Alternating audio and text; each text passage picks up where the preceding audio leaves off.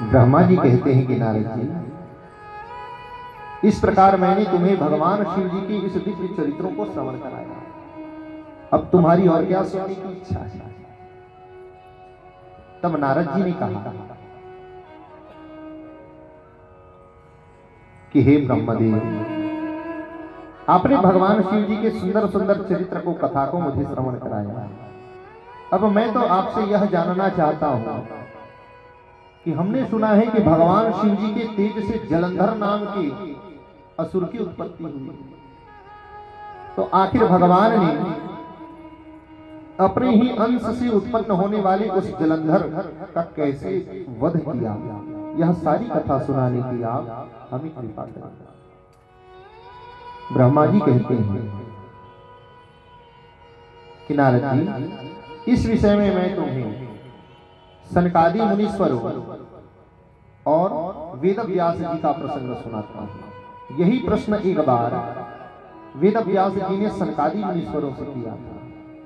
तब सनकादि मुनीश्वरों ने कहा था कि हे बादरायण, हे व्यास जी, एक समय की बात है कि गुरुदेव बृहस्पति और देवराज इंद्र, ये दोनों भगवान शिव के दर्शन के लिए कैलाश लोग जाने लगे।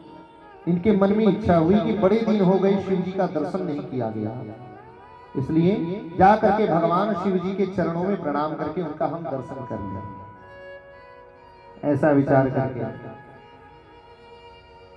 ये दोनों जब जा रहे थे तो भगवान शिव जी की इच्छा हुई कि ये मेरी भक्ति करने के लिए, मेरी पूजा करने के लिए यहाँ आ रहे हैं, तो मेरा दर्शन तो वही व्यक्ति कर सकता है जिसका मन निर्मल हो, तो क्यों ना इन दोनों की परीक्षा लेकर के देखी जाए कि आखिर में ये दोनों मेरे दर्शन करने के योग्य हैं या नहीं। ऐसा विचार करके भगवान शिव जी ने उसी समय एक महात्मा का वेश धारण किया, भगवा वस्त्र उन्होंने धारण किया, सिर पर एक चोटी रखी, माथे में भस्म लगाया, हाथ में कमंडलू और दूसरे हाथ में आसन और अपनी झोली लटका करके वे निकल पड़े और मार्ग में पहुंच करके भगवान शिव जी इस महात्मा के वेश को धारण करके गुरुदेव बृहस्पति और देवराज इंद्र के सामने जाकर के खड़े हुए। तब इस अद्भुत आकार वाले महात्मा को देख करके इन दोनों को बड़ा आश्चर्य होगा। ये महात्मा तो हमें पृथ्वी के जान पड़ते हैं, परंतु ये स्वर्ग से लेकर कैलाश के मार्ग के बीच में क्या कर रहे हैं, आखिर ये महात्मा कौन है। ऐसा विचार करके उस समय अभिमानी इंद्र ने, अहंकारी उस इंद्र ने इन महात्मा से पूछा, कस्तवं भो कुत आयातः किं नाम वद तत्वतः स्वस्थाने संस्थितः शंभुः किं वान्यत्र गतः प्रभु। कस्तवं भो, हे महात्मा, तुम कौन हो, कुत आयात, कहां से आ रहे हो, किम नाम वद, तुम्हारा नाम क्या है बताओ, बोलो।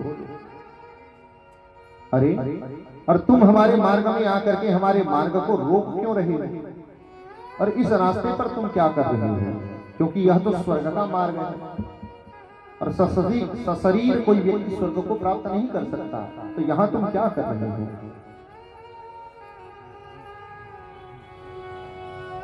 जब उन महात्मा ने कुछ भी नहीं कहा, तब देवराज इंद्र ने पुनः उन महात्मा से पूछा कि बताओ कि तुम कौन हो, तुम्हारा नाम क्या है, कहां से आ रहे हो। उन महात्मा ने जब फिर भी कोई जवाब नहीं दिया, तब इंद्र ने तीसरी बार पूछा। तीसरी बार पूछने पर भी महात्मा मुस्कुराते हुए खड़े रहे, कुछ भी नहीं कहा।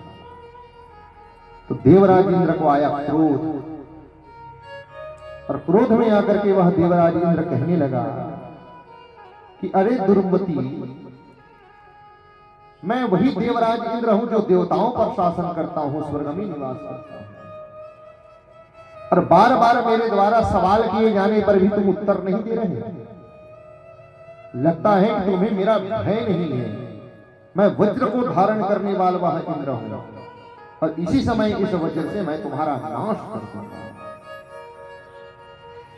इतने डराने धमकाने पर भी जब वे महात्मा भयभीत नहीं हुए और हंसते हुए मुस्कुराते हुए देवराज इंद्र के सामने खड़े रहे, देवराज इंद्र को देखने लगे।